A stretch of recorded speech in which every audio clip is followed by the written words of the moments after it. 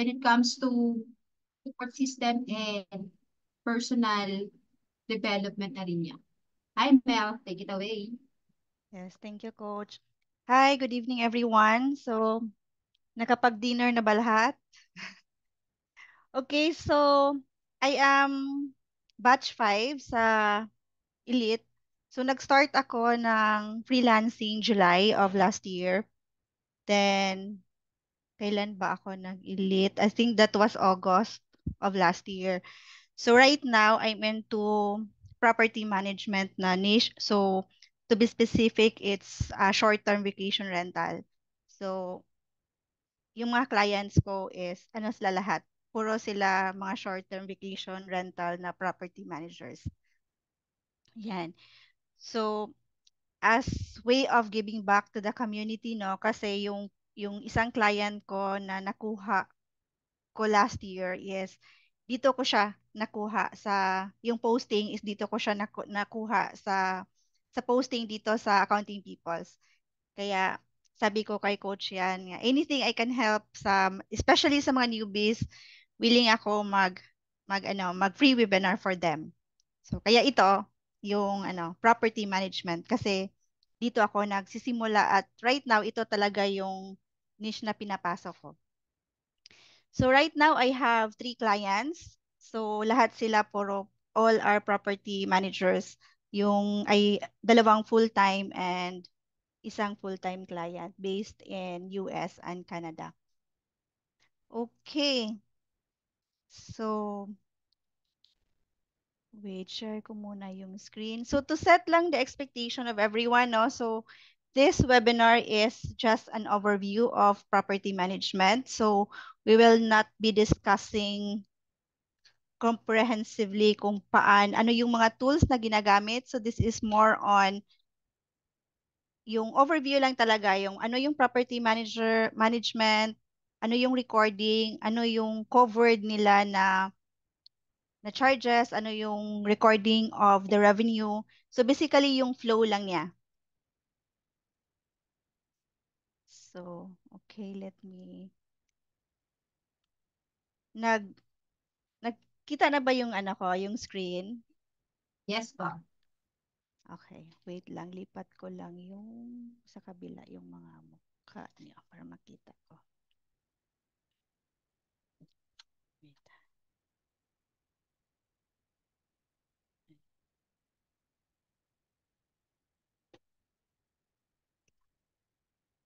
Okay.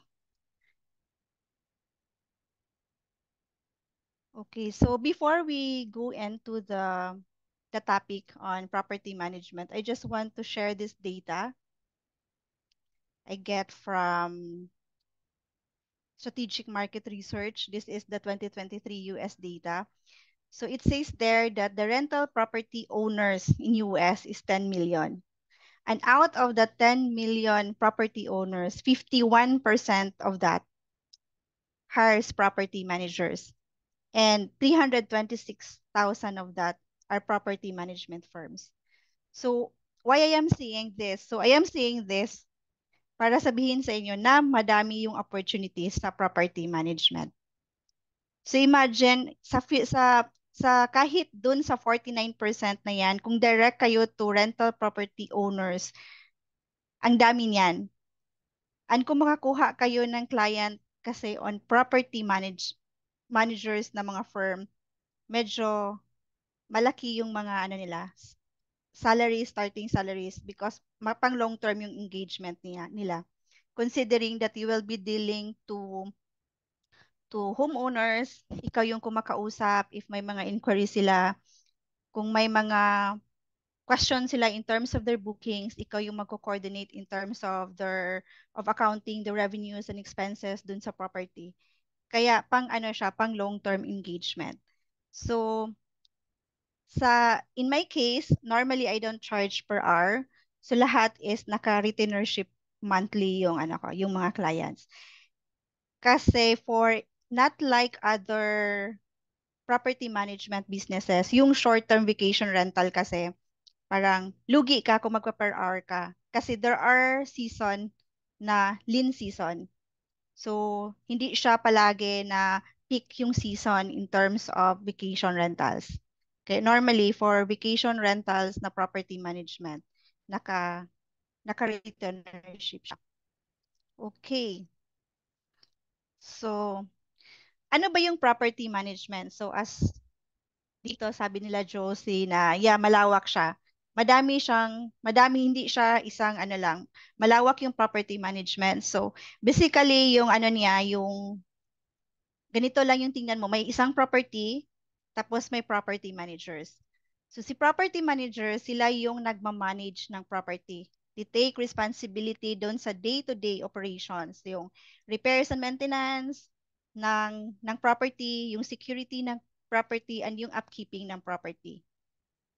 So tinatawag sila na property managers. So yung property managers, pwede siyang firm, pwede din siyang individual. So normally, yung mga property managers na individual, those are mga registered brokers or agents sa US and sa Canada. And yung mayroon ding mga corporations na humahawak ng property management. Yung mga malalaki talaga, like if they manage like 180 to 300 properties, like that.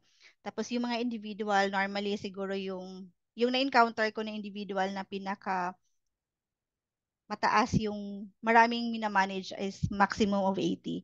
So the rest, yung mga 100 and 200 plus, those are mga corporate na. Yeah, so basically ganon. Sila yung nagmamanage sa property. So these are mga role na ginagawa nila as property for property management. The collect the rents, the syempre facilitate the payments of the utilities for the property, pay for the mortgage if any. Sila yung naghahanap ng client for the property owner. So, sila din nag-receive ng deposits. Security deposits is very common for those long-term rentals. So, tatakal natin na yan sa next slide. The do inspection of properties. Kasi sila yung nag-upkeep sa property. So, sila yung nag-i-inspect kung ano ba yung kailangan na repairs, ano yung kailangan na maintenance sa property. Yun. And they do the repairs and maintenance service. So, yun yung ginagawa ni property managers. So, yan yung property management business. Okay, so what are the types of property management? So, madami yan. So, the same lang din yan sa Philippines. Di ba? May nagpaparent dito. So, pwede siyang residential, pwede siyang commercial, pwede siyang industrial, or pwede siyang special purpose na rental. So, out of these types, most of the commercial, industrial, and special purpose, those are mga long term. Kasi 'di ba, you have to set up the facilities dyan. So, mostly niyan is mga long term rentals talaga. Yun yung mga covered na mga lease agreements with your lessee. Yun. Si residential naman, yun yung mayroong split. Pwede siyang short term, pwede siyang long term. So dito, dinidefine ko lang kung ano ba yung long term, ano yung short term rentals. So si long term rentals, ito yung minsan yung period niya of rental is umaabot siya ng 1 year or more. Yan. So yung mga tenants, usually, nagsasign sila yan ng lease agreements in terms of their arrangement doon sa pagre-rent nila o pagli-lease nila sa property. Ang benefit ni landlord, yung property owners, kung kung mag long-term rental ka, steady yung income mo. Kasi alam mo na kung ano yung papasok every month. 'Di ba? Like for example, nagpapa-rent ka ng example apartment. So alam mo na yung apartment na yan 5,000 yung monthly rental. So alam mo 5,000 papasok yan every month. Fixed siya. So steady yung income niya. And fewer yung turnovers. Kasi long term siya. So hindi siya every month iba-iba yung tenant mo. So mas madali siyang i-manage compared to short term, yung long term rentals.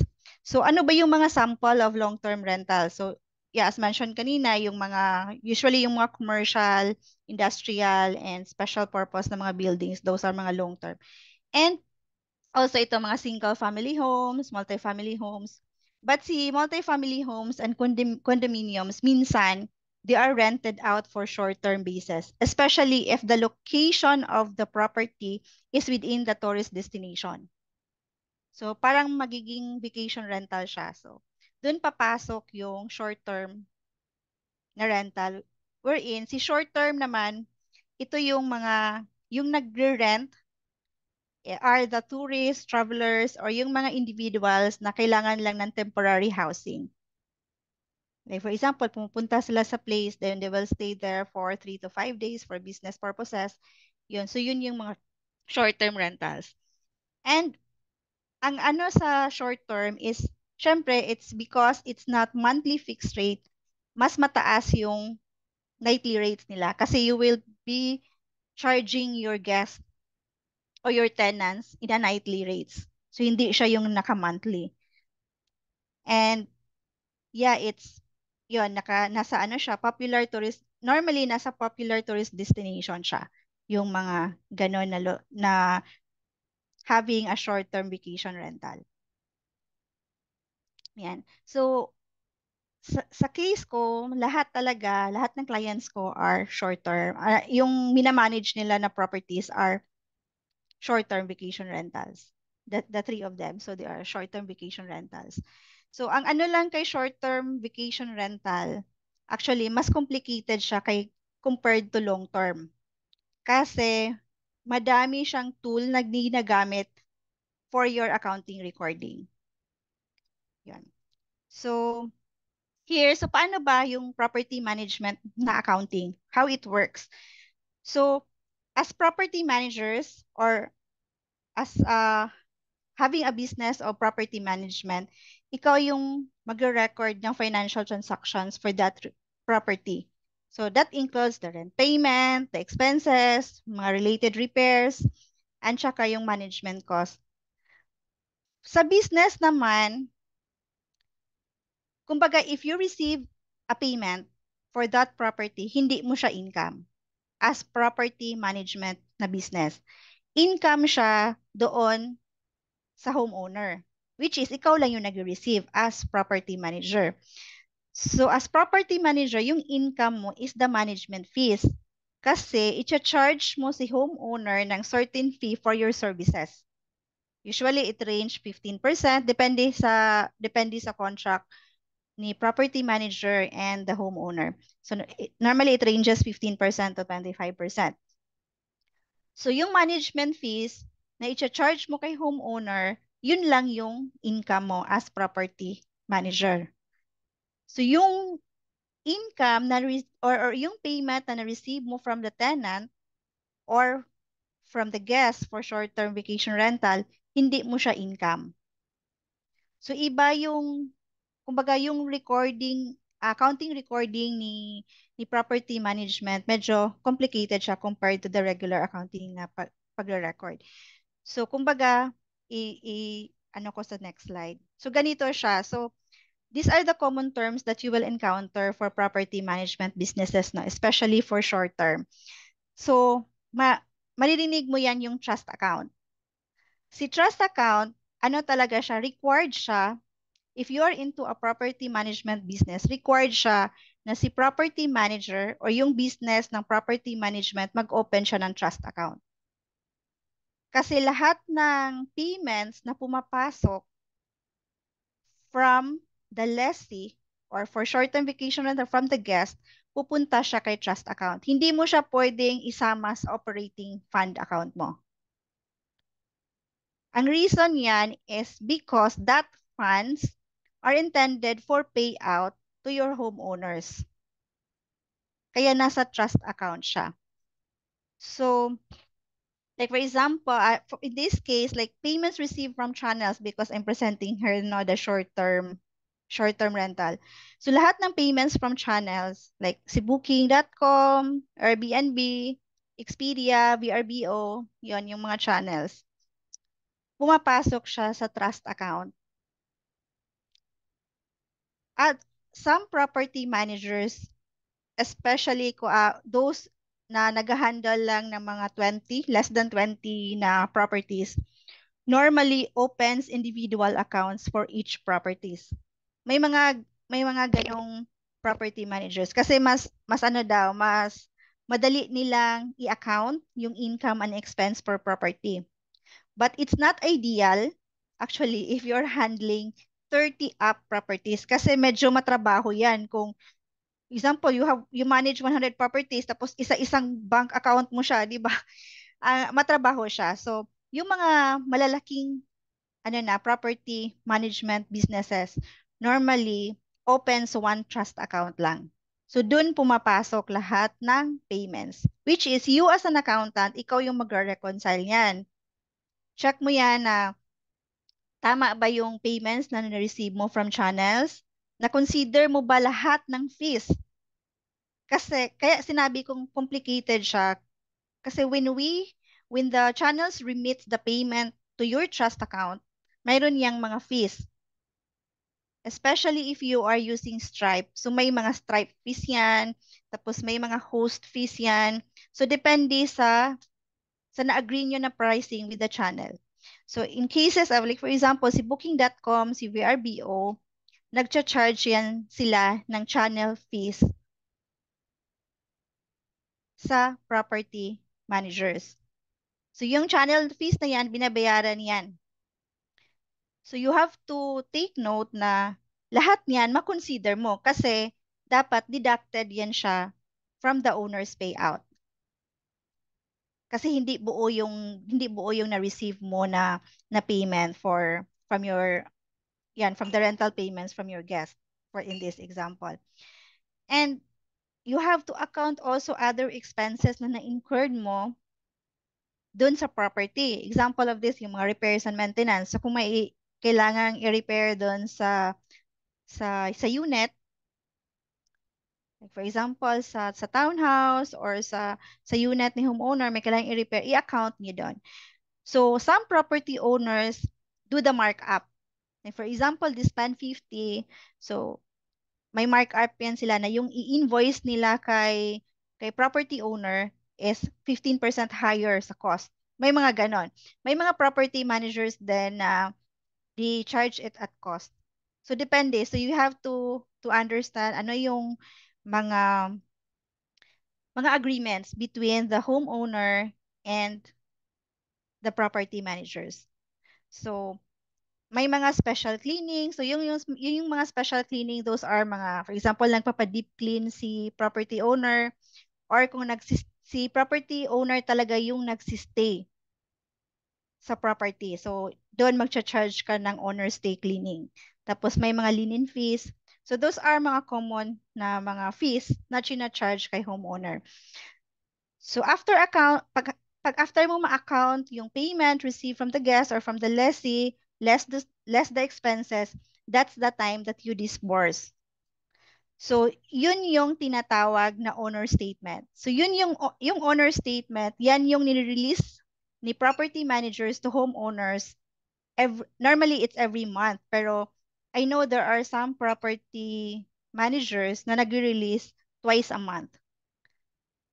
Yeah, pero the ideal is every month, reconciliation of the payments and the expenses din disbursed or payout to homeowners.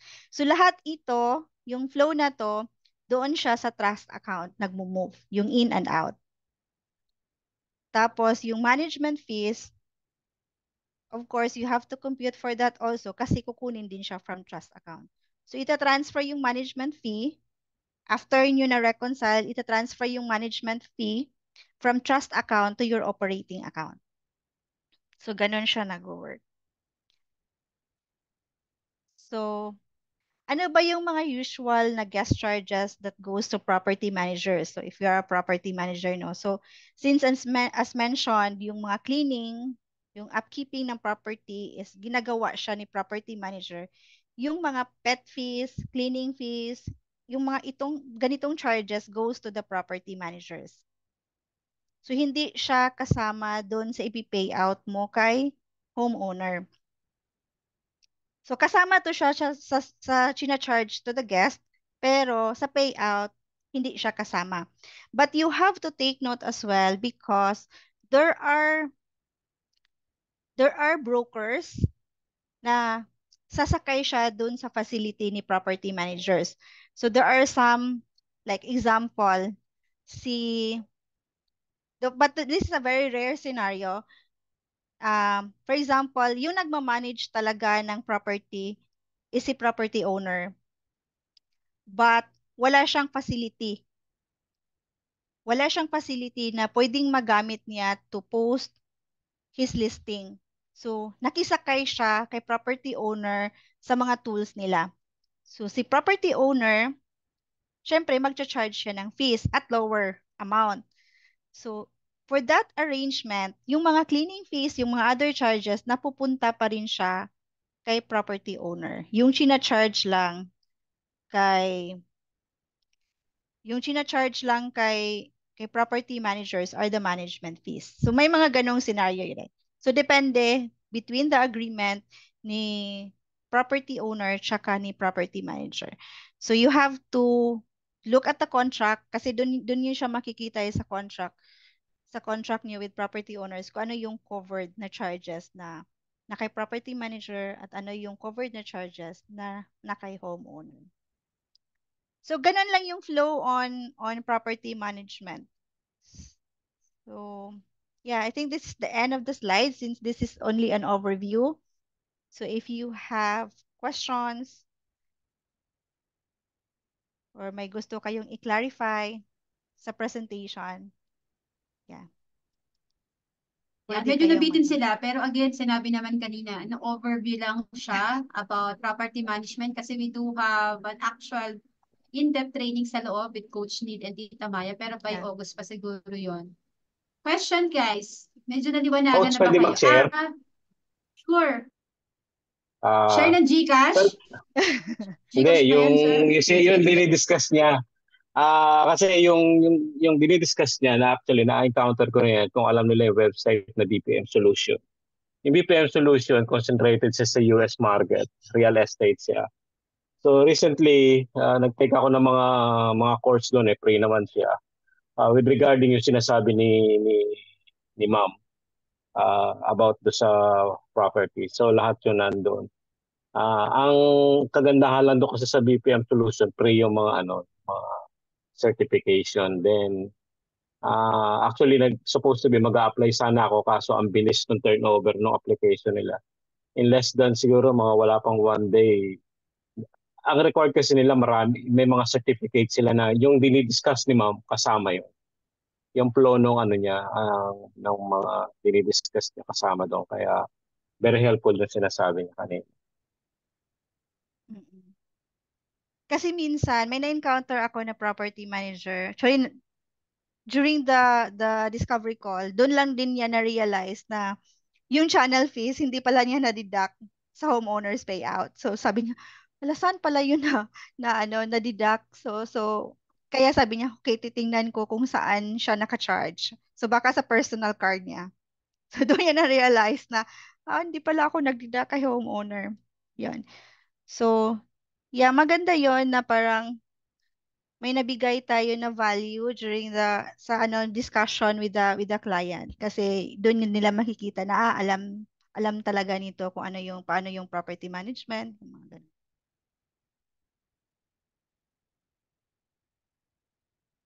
VPM solutions. Ayan, questions guys. Actually, yung slide na pinakita niya, magandang ano na yan. Kung ako sa inyo, ang tips ko sa inyo, kung mag-a-apply kayo, take down yung scenario niya. Ang normally, ang client, kapag naririnig sa inyo from your mouth, yung mga terms na related sa property management, real estate, Australian bookkeeping, mag-gauge nyo na agad kay client na interesting kayo kasi you're talking with the same language. Yeah. Tama ba? So Yes. again, para maging mas ano kayo effective when it comes to interview, i-internalize nyo na business nyo yung company para maramdam itawid nyo yung gusto nyo i-emphasize na ito yung struggle ng isang property management. Yan, expenses, tracking ng income, charges. So yung tatlong yon, nakita nyo yung pain points. Clear ba? Sa lahat ng interview, ano na to tips, lahat ng interview, hanapin nyo yung pain points kada industry. Example nila, e-commerce, Reconciliation kasi maraming payment gateway yan. Amazon, Mm-mm. A2X. Sa real estate, same. Ano pain points ng real estate? Asset nila, inventory ng mga properties, mga loans. Tama?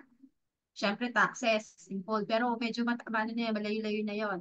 May nagtatanong lagi, marami sa community, libreng tips na din. Australian bookkeeping, ano po ang sasabihin? Wala pa akong experience. Kumpleto naman po ang YouTube. Research nyo yung ATO, Pay as you go, superannuation, GST lalo. So, mga ganong terms, yun yung mga tips. Pag US naman, ano ba sa US? QBO, same. Nag-file na ba sila ng tax app ng 2 years ago? Anong software gamit mo? Sinong last bookkeeper mo? Anong urgent needs mo? Bakit makailangan ng bookkeeper? Paki-take down notes to free ano na to tips sa inyo. Ano pa ba? Ano pa mga niche ang gusto nyong matutunan? Sa Canadian, madaming tax. HGST, ano? Di ako nakikinig sa Canadian tax. School po ako doon. Paano nga ako? Sino GST, makikinig ako doon? HST, Ayan, yung mga HST. ganong wording, marami pa sila. So, laging ganon. Every interview, make time to research the company, yung lingwahe nila. And then again, I encourage everyone na magtanong. Pag may tanong, pa-copy-paste nyo sa isang notes lahat ng natututunan nyo, magagamit nyo yun sa interview. Okay? Okay ba yon? May question po dito. Nasa ano daw, naka-tie up ang ginagawa account ni software, marami ka bang dagdag na software or bank gateways na dinadaan? May Dagdag na nakita mo to? software. Meron na. Okay. So okay. So for all my clients, they're using Hostaway. So I don't know if you're familiar with that. Kaya last time yung may discussion on Appfolio and yung Buildio. Nagtatanong ako last time about integration from Hostaway. So apparently yung Buildio pala tsaka pang long term siya. So yes, mayroon siya. Ginagamit nila usually is Hostaway. But if Airbnb lang yung channel ba? Or may ibang channel siya? Sa Airbnb lang? Sino tong nagtatanong? Ronald? Kasi kung Not Airbnb lang, pwede mo siyang i-integrate kay QuickBooks. Gamitin mo yung Zapier. Sorry.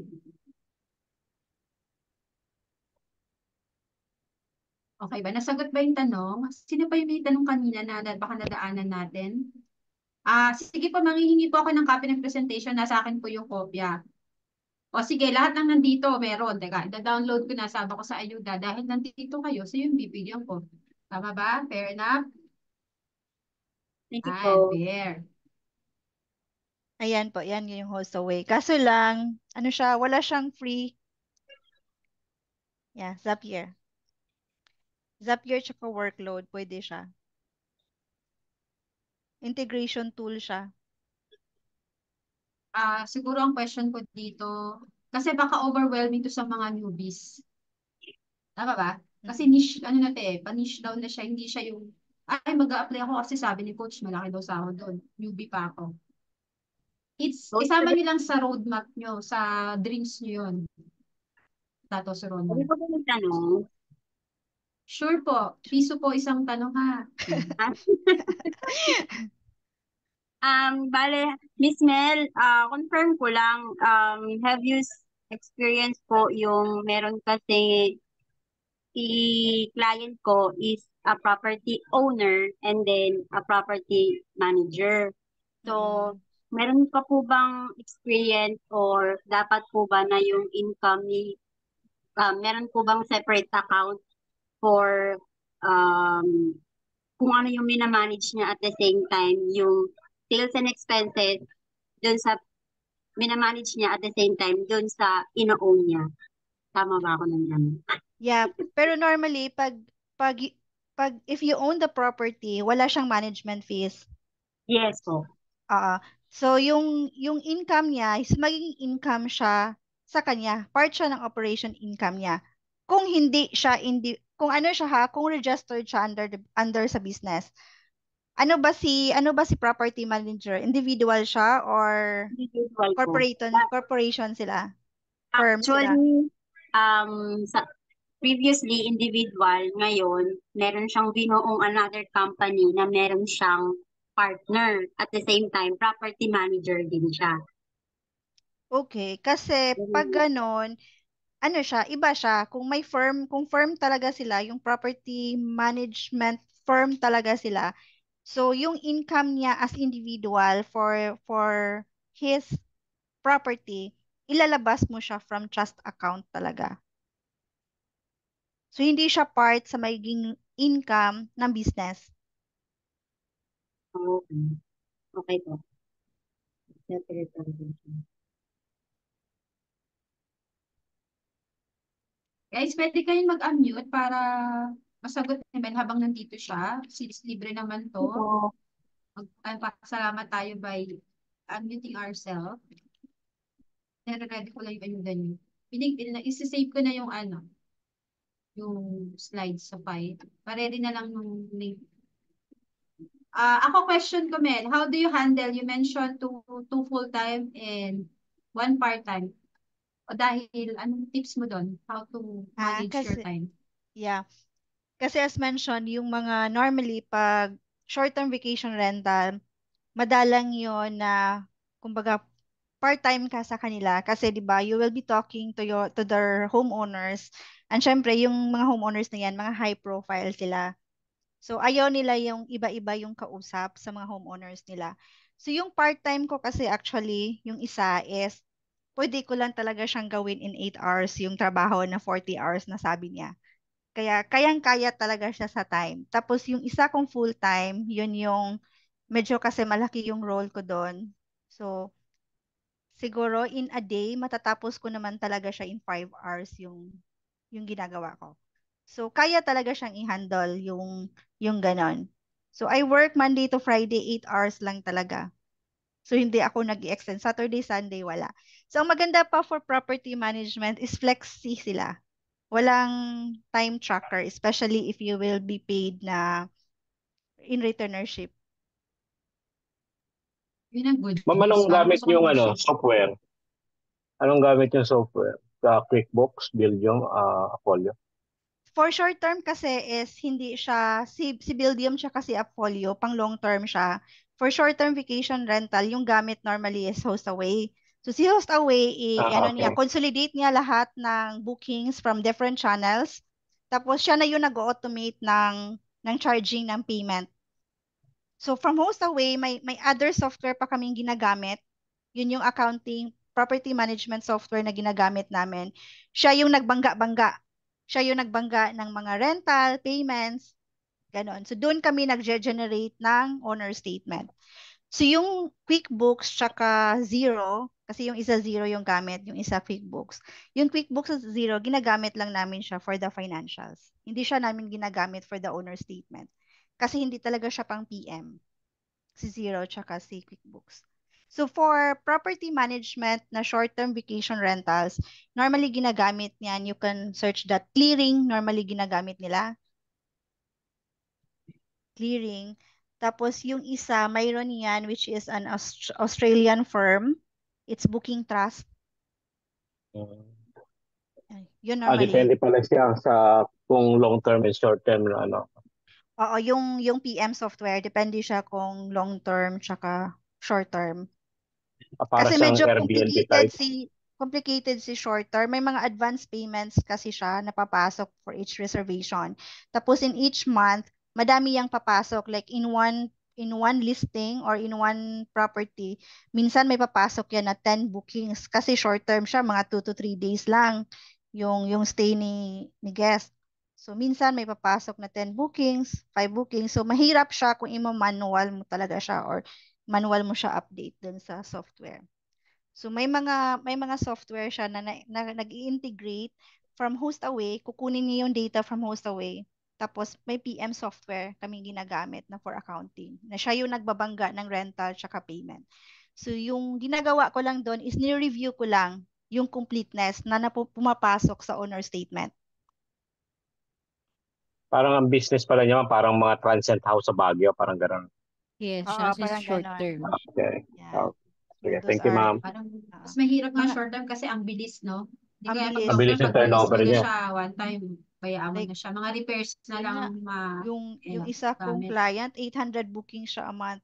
Pero maganda kasi may tool sila. So, yung role mo as accountant, nagre-review ka lang talaga na tama yung magre-recon ka lang every month and kung tama yung pumapasok, lahat ba ng bookings pumapasok siya sa owner statement. Kasi minsan may hindi pa pumapasok yan pag hindi nag-zero. Like for example, may mga fees na hindi siya nahagip sa integration. So, yun yung mga titingnan mo. Ay, yung credit card fees, hindi niya nakuha. So, ima-manual mo siya, i-adjust mo siya. So, yung mga ganon. So, hindi siya automatic na whatever you generate from the owner statement, yun na yung isi-send natin kay homeowner. Ayan, may hanging question. Madali lang daw po magkaroon ng property management client. Madali Pag lang may daw experience magka-client ka, doon. madali na lang. Kasi sila na yung nag-reach out actually sa Kasi Upwork. nga you're talking with the same language. Ang maganda Yeah. si Mel, na niche niya yung property management. So, kapag sinabi siya yung pwede niyong tanungin or yan, expertise kasi, ganun kasi yun eh. Kaya nga, again, as a newbie, sa una, yun tayo nagkaka-problem. Di ba lagi yung tanong, ano bang pwede kong maging niche? Yan, nakita nyo, laki ng sahod sa crypto, doon tayo. Pupunta ulit sa property, ang laki, doon tayo. Hanggang di na tayo natapos sa kakaaral kung sino ba talaga. Pero, as long as you have the basic foundation, that's why I need to shout out ko si Dinadal nandito. With the basic foundation, pare-pareho lang naman yan eh. May mga software, but ang end button yan is yung, di ba, ang trabaho, completeness, accuracy, timeliness, ng lahat Yeah. ng reporting, regardless kung anong software. Parang na-discuss ko sa last webinar yun eh. Completeness, accuracy, timeliness, yung mga yon. Matamaan yun kahit anong interview, bookkeeper, accountant, same lang yan. Ang tips Yeah. talaga, hanapin yung kada pain points ng business na papasukan and bullseye kayo doon. Okay? What else? So magkakaroon ng thank you again Mel, sobrang thankful. Si Mel na nag-talk din siya sa Cebu last time, si Mel din yung binouch ko. CFO siya at yung client niya ngayon naging speaker natin last time. So that's the power of the community talaga. Yung sinasabi ko, the purpose of this community, accounting peoples and elite is to collaborate and give opportunities. Kasi saan ba natin makukuha yung opportunities? Inside lang sa loob. Pero the more I encourage everyone, kaya pinag-open ko kayo ng camera. Bakit? Para makilala ko kayo. Alam nyo bang kanina sa batch 7, may nakuhang taga Davao na mag-aasikaso ng local? Malaking account yon. Maraming ahenteng papasok sa kanya just by posting. Sabi ko lang kanina, sino dito may local kayo mag-handle ng PIA registration from Davao? Meron na from batch 7. Ang dami nun. Isang buong ahente yata ng isang company sa kanya magpapatrabaho. So, ang tips, tumambay sa Skype. Minsan nandun po ako. Bigla na ako magugulat. Tama? May na-hire na din po sa Las Piñas on-site galing din sa community. Pinost ko din, magsa-start po sa Monday. So, ganun po nag-work si community. Pero pag hindi kayo nag-show up at hindi kayo madalas umaattend, hindi ko malalaman kung anong expertise nyo. Malay nyo, kayo nagsusunod na coach.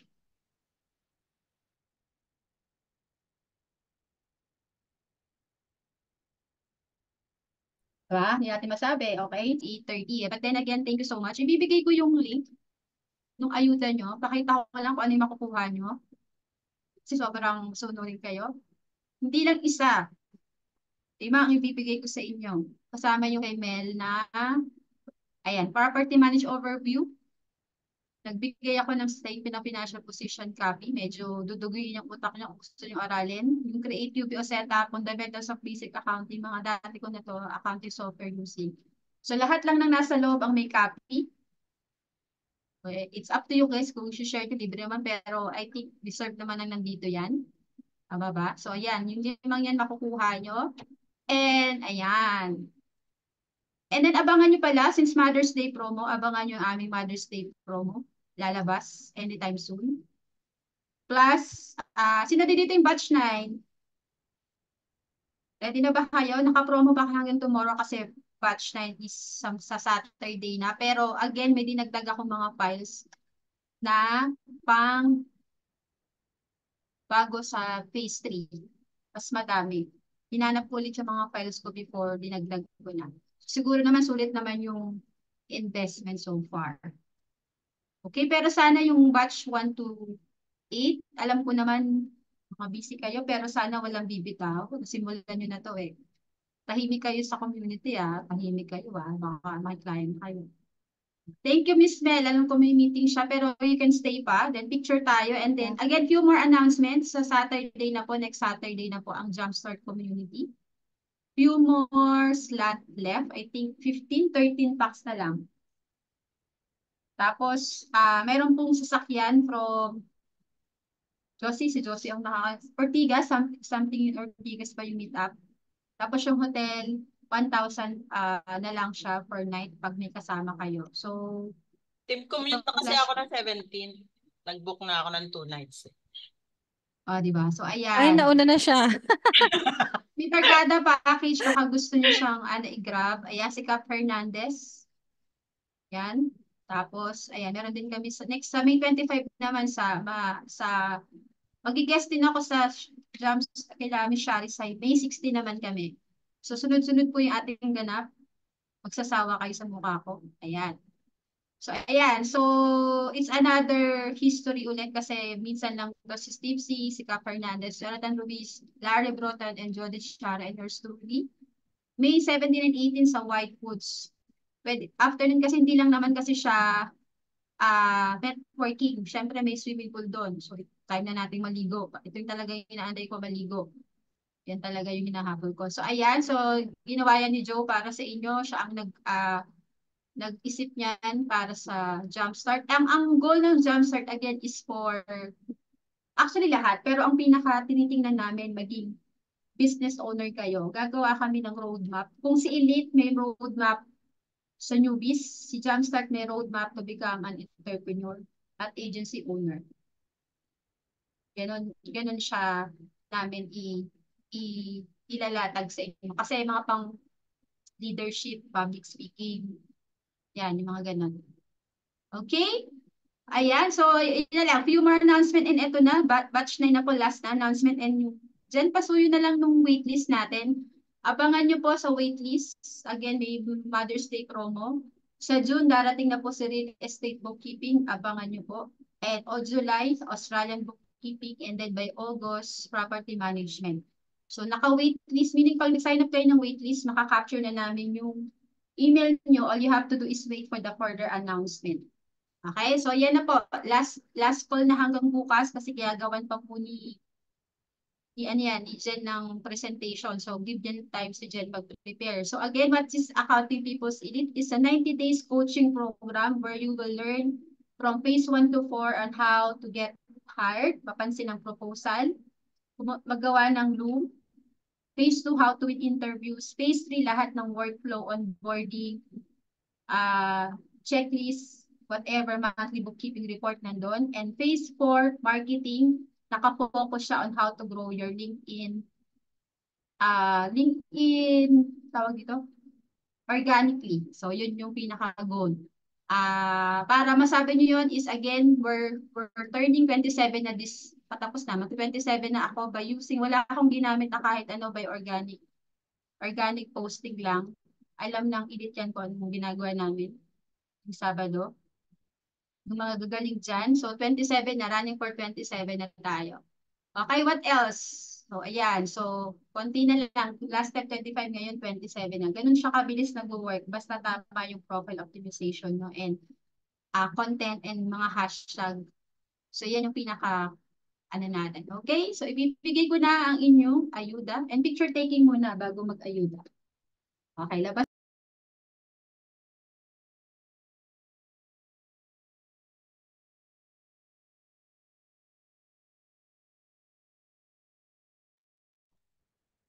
Coach, nakamute Coach, ka po. nakamute. Oh. Sino nagpatahimik sa akin? Ang ingay ko kasi. O, picture na. Sabi ko si Nanay Lumbing nandito 73 years old kasi may nagtatanong 58 years old daw siya. Ako na magpipicture. All you have to do is smile. 1, 2, 3. Yung nanonood sa labas, nakikitawa din yan. Guys, yung nasa loob lang bibigyan ko ng ayuda, ha? Kasi usapan is usapan. Oh, ganda ni Jen. Tama. Yan sa admin Jen. Kailangan ko Teka po lang. ng pang content. Again, thank you so much, Mel. And sana may nakuha kayong value tonight. Mga tips ko on how to Coach, may make PM interview. ako sa Skype. Teka lang. Teka lang. Picture ako muna yung last. Yan ang announcement ko si Jen. Sige, bibigay ko na yung link. Wait lang. Sige, while waiting, pwede kayo magtanong. Yung mahabol po, 100. Teka lang, Jen. Bigay ko na yung copy nyo. iPad. Save nyo na to sa inyong... Jen, hindi ko makita. Saan ka nag-message?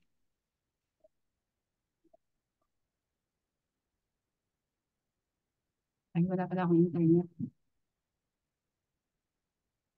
May question ba, guys? May pakis. Ayan. Okay, sa batch 9 po, May 7, welcome call. May 11, 7 p.m. Batch phase 1, May 12, 7 p.m. And the phase 2, na-move siya ng May 21 kasi marami pong activity. So, yan po yung schedule, ha? Ayan na po yung copy nyo. Pwede nyo na pong magamit or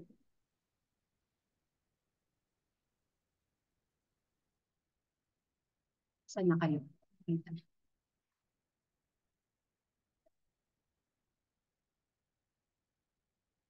Okay na tayo, teka lang. Ay, wait lang. Wala, ano pa ba si Mel? Yes, coach. Mel, wait lang ha, huwag kang aalis. Few more questions ka pa.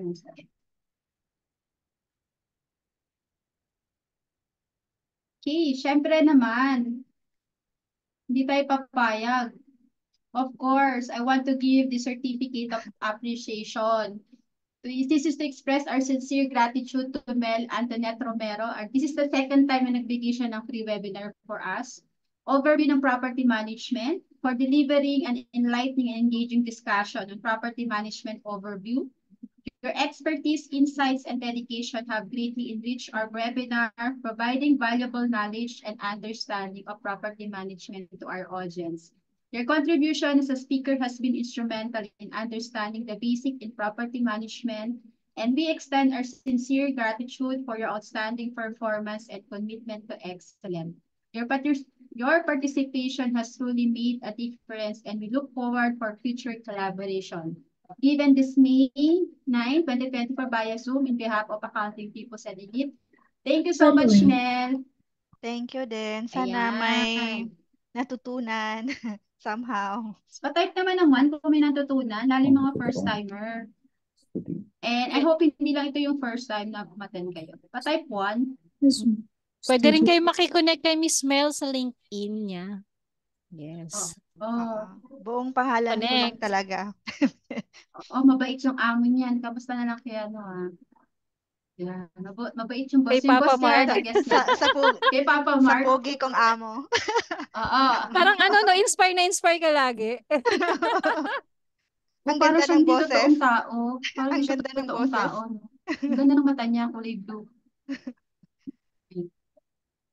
In-stock Gaganda sa rin ng sa ano, LinkedIn. Ano pa newsletter pangalan ni nun. Mark? Follow nyo rin Nakalimutan ko yun. lang. Sino? Mark? Ano nga ba pangalan Mark niya? Stovell. Topel. 150 square feet. Follow nyo. Ang gaganda ng newsletter. Dami nyo matutunan. Ay, oo. Maganda siya mag-content. Actually, nahook na ako sa content. Mapapasubscribe kayo. Sige, i-follow nyo tong link niya. Sige, pakita ko sa inyo. Sino yung boss niyo? No way. Pag-alit si Mark, sabihin, bakit nyo ako pinag-uusapan via satellite? Hindi, ang ganda, ang galing nito. Ang galing. Oo, Nag-guess magaling siya sa talaga. atin. Ano ba tinapik niya? Ano? Parang content din. Content, Yung topic niya. content creation. Ayan. So, sige, eto paki-follow na po siya. Marami kayong matututunan and magsasubscribe kayo sa kanya. Yeah, nakilala niya si Mark dito sa community din. Tapos nagulat din ako, siya pala yung amo niya. Siya pala. So, ayan. Yan. So, shinare ko lang yung job opportunity. Siya pala yung nangangailangan niyan. So, yan siya. Okay? Ganda ng maganda. Okay, that's all for tonight. And again, thank you so much. Sana makita ko kayo, yung mga a-attend. Kung hindi man, ko lang, kaya tayo magkikita. Cebu, Davao. Gusto ko Cebu, Davao. Cebu, Sana, coach. sana. Cebu. O nga pala si Mel nasa Cebu. Yeah, thank you so much. Si Mel, nag-ano din siya, nag-talk din siya sa isang ano. First time niya ata. First time mo ba Mel mag-talk Oo. sa kamusta Time. experience ng Ano public yun? speaking? Yung automation.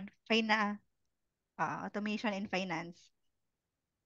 Si Sir Shadroy, nag-guest na rin siya sa atin. Siya yung dati, yung bang company yun. Nakalala ko sa Singapore. Eh. Nakalimutan ko. Wala na siya sa Pilipinas eh, pero sa Singapore, meron pa siya. Anyway, okay? Siya, nakuha niyo na yung gusto niya sa akin. Yung ayuda, nakuha niyo na. Okay na? Ayan. Thank you po guys. Let's call it a night. Bye. Bye. Thank you.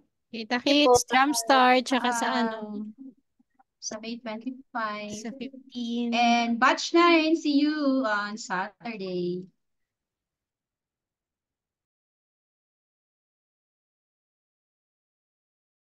Ay, naka-live pa pala tayo.